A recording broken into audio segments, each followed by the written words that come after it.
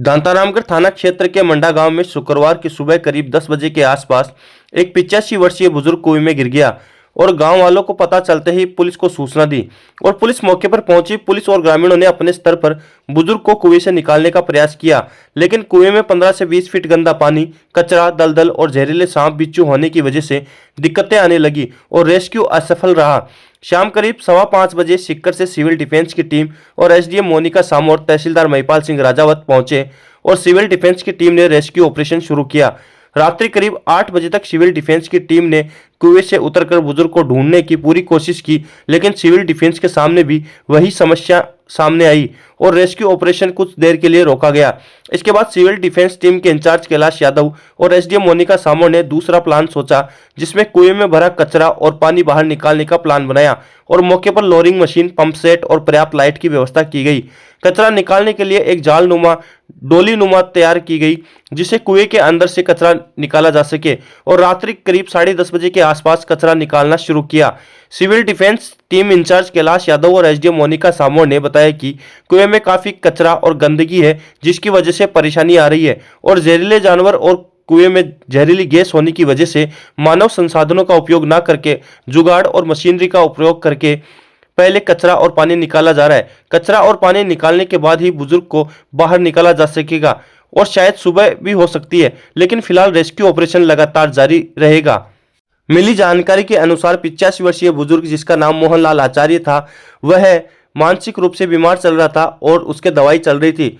शुक्रवार की सुबह वह अपने घर से अस्पताल में दवाई लाने के लिए निकला था और 10 बजे के आसपास जब वह घर नहीं पहुंचा तो उसका बेटा उसे ढूंढते हुए गांव के बाहर निकला और गांव के बाहर सार्वजनिक कुएं के चबूतरे पर उसने देखा कि वहां पर पगड़ी, कपड़े और चप्पल और एक छड़ी पड़ी है। उसने पास जाकर देखा तो वह सारे कपड़े और छड़ी उसके पिता की थी। इसके बाद उसने ग्रामीणों को सूचना दी और पुलिस को सूचना दी। मौके पर पहुंचकर पुलिस ने और ग्रामीणों ने काफी प्रयास किया, लेकिन बुजुर्ग का कुएं में पता नहीं चल पाया, क्योंकि काफी कचरा और गंदगी होने की वजह से और दलदल होने की वजह से बुजुर्ग दलदल में फंस गया, इसलिए वह नजर नहीं आया। इसके बाद सिविल डिफेंस टीम मौके पर पहुंची और मोर्चा संभाला, लेकिन सिविल डिफेंस की टीम को भी सफलता हाथ नहीं लगी।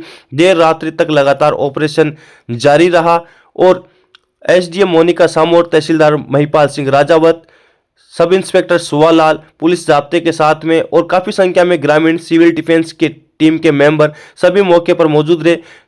स्थानीय जनप्रतिनिधि और कई स्वयंसेवक भी यहां पर पहुंच गए और लगातार मदद की जा रही है। हाँ, जैसा कि हमें भी दोपहर के आसपास ये सूचना मिली कि एक बुजुर्ग जो है 85 साल के आसपास, जिनके कपड़े बाहर कुएं के बाहर मिले हैं और ये माना गया है कि वो खुद जो है उसमें गिरे हैं और इस वजह से ये घटना हुई। और यहाँ पे क्या हमें ये समस्या आ रही है कि अभी सिविल डिफेंस की टीम भी लगी हुई है, परंतु जो कुआं है वो काफ़ी गहरा है, 100 से 150 फीट के आसपास उसकी डेप्थ है और कचरे से भरा हुआ है और पानी है। तो कचरे को निकालना जो काफ़ी टन की मात्रा में है, उसको निकालना एक बड़ा चैलेंज है और उसको हमारी टीम अभी निकाल रही है और रात भर ये लोग काम करेंगे। तो उम्मीद है कि जब कचरा हटेगा, और पानी के लिए हम लोगों ने पंप लगा रहे हैं और उसके बाद बॉडी के मिलने के चांसेस है, क्योंकि उसमें कुएं में काफ़ी मिट्टी है, नीचे दलदल है, तो ये माना जा रहा है कि वो बॉडी जो है वो उसमें फंस गई है।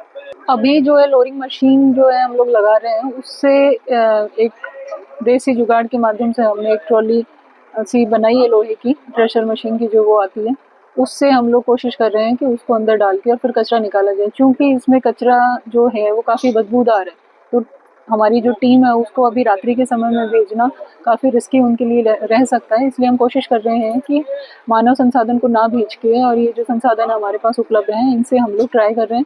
और चूँकि पावर ग्रिड का भी काम हमारे यहाँ नज़दीक में चल रहा है, तो हमने उनसे भी सहायता मांगी है और उनके पास कुछ संसाधन उपलब्ध रहते हैं जो इसमें प्रयास करेंगे, हमें हेल्प करेंगे, तो वो भी हम लोगों ने मंगवाए हैं। अभी जो स्थिति है उससे ये लग रहा है कि रात भर काम चलाना पड़ेगा, क्योंकि कचरा जो है वो काफ़ी ज़्यादा है और बॉडी का अभी तक कोई मूवमेंट नहीं है, क्योंकि वो ये माना जा रहा है कि नीचे धंसी हुई है। तो जब तक कचरा हम लोग नहीं हटाएंगे तो तब तक आगे की कार्रवाई नहीं की जा सकती। तो हम लोग उस पर पूरा फोकस कर रहे हैं कि कैसे जल्द से जल्द इसको बाहर निकालें। तो हो सकता है इसमें सुबह भी हो जाए। काफ़ी घंटे लग भी जाए, तो पर हमारी टीम जो है वो लगातार यहाँ पे एक्टिव है। मैम आपने परिवार के लोगों से भी बातचीत की है जी। तो ऐसा कुछ चीज सामने आई है क्या पूरा मामला हो सकता है कि बुजुर्ग को नाराज था बीमार था क्या वजह हो सकती है? परिवार वालों के द्वारा ऐसा कुछ नहीं बताया गया कि उनके पारिवारिक कुछ समस्या थी। उनके द्वारा बस यही बताया गया कि वो जो बुजुर्ग थे वो सुबह दवाई लेने के कह के घर से गए थे, और फिर जब उन्होंने ढूंढा उनको तो वो यहाँ उनके कपड़े मिले, और उससे अनुमान लगाया गया कि वो उन्होंने उसमें कूद के अपनी जान दी। जैसे जिला प्रशासन की ओर से हमें जो सूचना मिली थी उसके अनुसार और त्वरित कार्रवाई के आधार पर बचाव दल का जो स्वयंसेवक वॉलंटियर्स हैं वो यहाँ पर पहुंचे हैं, और यहाँ की स्थिति को देखते हुए हमने बहुत प्रयास किया। विषम परिस्थितियां हैं और विषम परिस्थितियों के चलते जो पुराना कुआं है उसकी जो गहराई है और गहराई के साथ साथ में जो गंदगी का जो मामला है वो रेस्क्यू कार्य को पूर्ण होने में थोड़ा बाधित हो रहा है। और अब यहाँ के जो कुएं में पानी की गहराई है उस तह तक पहुँचने के लिए हमने काफ़ी प्रयास किए। जो हमारे पास में संसाधन हैं उनका उपयोग करते हुए हम अभी भी रेस्क्यू कार्यों को सुचारू रूप से संचालित करते हुए अपने काम को पूर्णता की ओर ले जा रहे हैं, लेकिन फिलहाल हमें इस काम में कोई सफलता मिली नहीं है। फिर भी हमारा प्रयास इस कार्य में जारी है। देखिए, हम इम्प्रोवाइज्ड मेथड हैं हमारे पास में, उनका उपयोग करते हुए कम समय में अधिक काम करने की सोच रहे हैं, और स्थानीय लोगों के साथ मिलकर के और प्रशासन के साथ मिलकर हम इस काम को अंजाम देना चाह रहे हैं। लेकिन जैसा कि आपको भी पता है यहाँ की जो स्थिति है, वो जो कुएं की स्थिति है वो काफ़ी विषम परिस्थितियों वाली है। काफ़ी गंदगी अंदर तक फैली हुई है, और उस गंदगी को हटाने के लिए हमने जो हमारे पास में जो संसाधन है उनका उपयोग कर रहे हैं, और निश्चित रूप से हम ये कह सकते हैं कि समय भले ही लग जाए लेकिन सफलता जरूर मिलेगी। तो संभावना बनती है कि ऐसी स्थितियों में जो रेस्क्यूअर हैं उनके लिए जीवन संकट होता ही है, लेकिन फिर भी हम प्रयास करते हैं और जो हमारे पास में जो प्राथमिक संसाधन है उनका उपयोग लेते हुए ये काम करते हैं।